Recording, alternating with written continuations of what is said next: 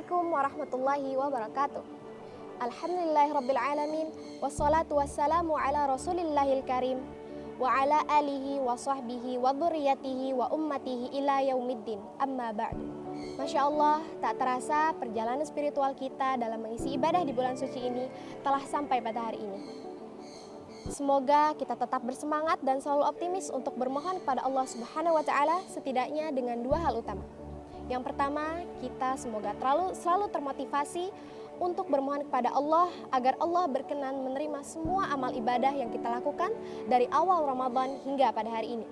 Lalu yang kedua, tidak kalah penting, semoga Allah berkenan juga mengampuni semua dosa-dosa yang telah kita lakukan dari awal kita balik hingga pada hari ini. Dan semoga dengan itu semua Allah memberikan rahmatnya kepada kita, hidup dalam keadaan nyaman, pulang dalam keadaan tenang, serta meraih status terhormat saat kembali kepada Allah. Ikhtiar kita untuk mewujudkan itu semua yakni dengan meraih satu momentum kemuliaan yang hanya hadir pada satu malam Ramadan. Menariknya teman-teman, ada isyarat bahwa di malam Ramadan ini ada malam yang sangat istimewa. Redaksi Al-Qur'annya, Inna anzalnahu fi lailatul qadr. Al-Quran itu diturunkan fi lailatul qadr, di malam Al-Qadar. Di dalam Quran surah Al-Baqarah ayat 185 juga dijelaskan bahwa Al-Quran turun pada bulan Ramadan, dan informasi yang tak kalah penting yakni ada satu malam yang istimewa yang disebut dengan malam Al-Qadar. Wa ma adraka ma lailatul qadr. Kata Allah, tahukah kamu apa dan bagaimana keistimewaan malam Al-Qadar itu?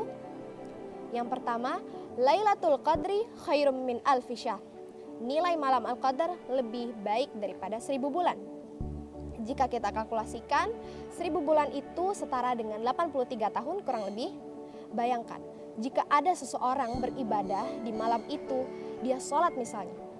Bukankah ketika sholat, lalu membaca Al-Fatihah, kemudian ia amin, bukankah itu sebuah doa?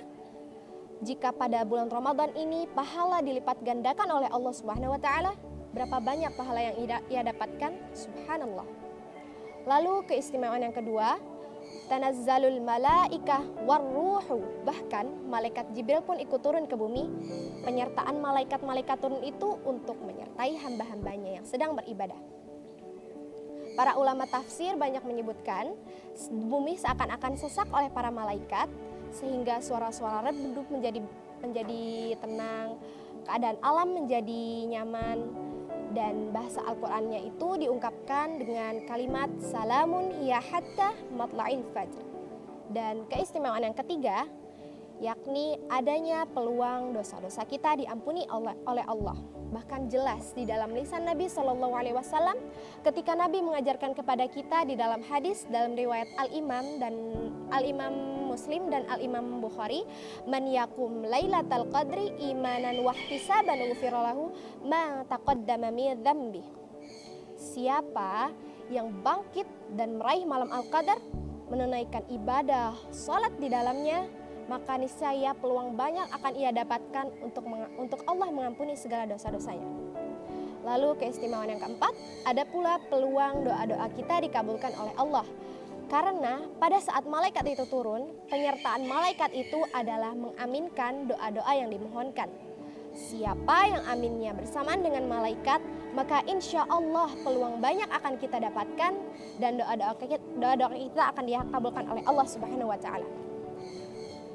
Lalu keistimewaan yang kelima, yakni hadirnya ketentraman. Jika kita mendapatkan ketentraman dan kedamaian itu, maka akan berdampak pada suasana hati kita yang lebih lapang dan sikap kita yang lebih tentram. Dan di antara keistimewaan yang terakhir, dijelaskan di dalam Quran surah Ad-Dukhan ayat ketiga, Inna anzalnahu fi lailatin mubarakah. Sungguh telah kami turunkan pada malam itu limpahan berkah dan kebaikan dari Allah Subhanahu wa Ta'ala.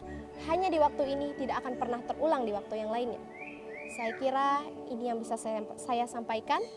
Jika kesalahan dan kekurangan datang dari apa yang saya sampaikan, saya mohon maaf yang sebesar-besarnya. Semoga Allah mengampuni dosa-dosa kita, semoga Allah menerima puasa kita, dan semoga kita menjadi hamba yang lebih baik di hadapan Allah dan dalam bimbingan Al-Quran serta sunnah Rasulullah SAW. Subhanaka Allahumma wa bihamdika asyhadu an la ilaha illa anta astaghfiruka wa atubu ilaik. Walhamdulillahirabbil alamin wa afu minkum. Wassalamualaikum warahmatullahi wabarakatuh.